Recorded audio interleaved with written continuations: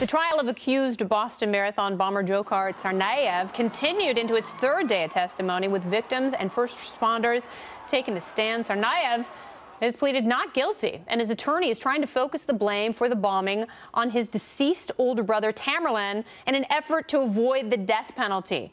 Well, look who's joining us. It's Lise Wheel, Fox News legal analyst. She's also the author of the new book, Lethal Beauty, a murder mystery. Get it now, because it's fantastic, and she's a great writer. We've also got criminal defense attorney Deborah Blum.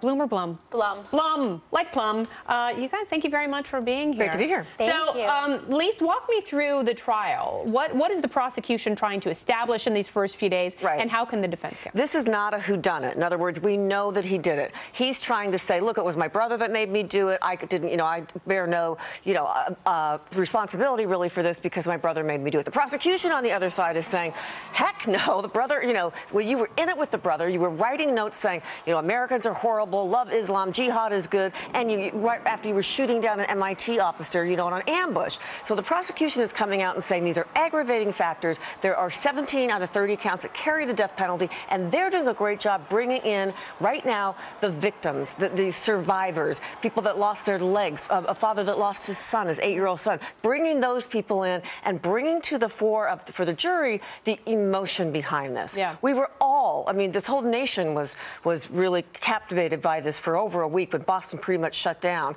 And, anybody in the Boston area, of course, was just, the whole city, the whole city really shut down while these madmen were out there pursuing people. And this was a marathon, not a political event, a marathon where people from all over the world were trying to go and just do a good sporting event. Yeah, no, this is one of the biggest physical accomplishments any of these runners will ever undertake, and it's so exciting for the city. You really the joy those people were feeling, and then this horror, this tragedy. So what does the defense do?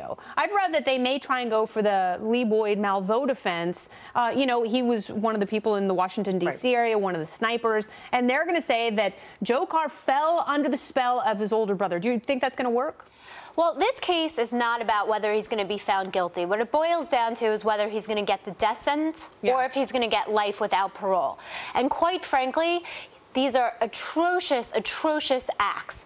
But if he is sentenced to death, his life will be a lot less painful than it would be if he was sentenced to life without parole. I have been. So you think life is actually harsher than death in this case? Absolutely. You think that? I agree. I think he would be a martyr if they drop the plunge on him. He's not afraid to die. He drove over his brother. This is not somebody who fears death. Yeah. That is at the center of a jihadist mentality. They don't fear death. So let him sit in a maximum federal prison where every day of his life he's going to be isolated and have to think about the consequences of his actions.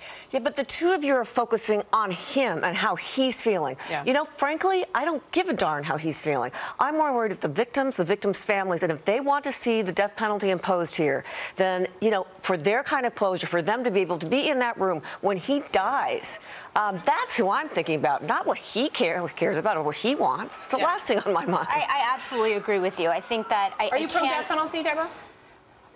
I'm not going to answer that question. I do defend people who I think have been wrongly convicted. Right now, I'm working on the appeal of somebody who's accused of murder, and there were many violations of his constitutional rights, and he's sitting in a prison, and I went and visited him. Yeah, and that's horrible. And one of the biggest dangers, the biggest danger in our criminal justice system is that we will sentence an innocent person to death. We don't have that here. That's not this case at all. Yeah. We know that he did it. Now, look, I'm not pro-death penalty, but if we have a society decided to have the death penalty in this country, then if not for him, who? Yeah. You mete it out in very rare terms. And by the way, ladies, don't forget, this is a federal case. To get a federal case to go for the death penalty is very, very difficult. It's got to go all the way up to the top of the chain of the Attorney General. What are, well, I used to be a federal prosecutor. Yeah. And the feds don't like to go for the death penalty. It is not something they easily do. Now, the state doesn't do it easily, but more easily, I would say, especially if you're in Texas and some of these other states where they do it, fairly frequently.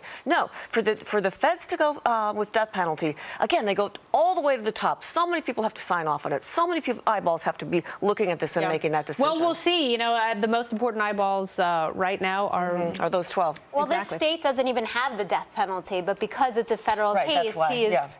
I was going to say, liberal Massachusetts. Yeah, but this jury is death penalty qualified. In other words, when they were getting, being charged for the jury, they were able to say, yes, I would mete out the death penalty if I found him guilty. Okay, so you can't have a holdout and it has to be unanimous. Ladies, thank you so much for being here. Thank you. Absolutely appreciate it.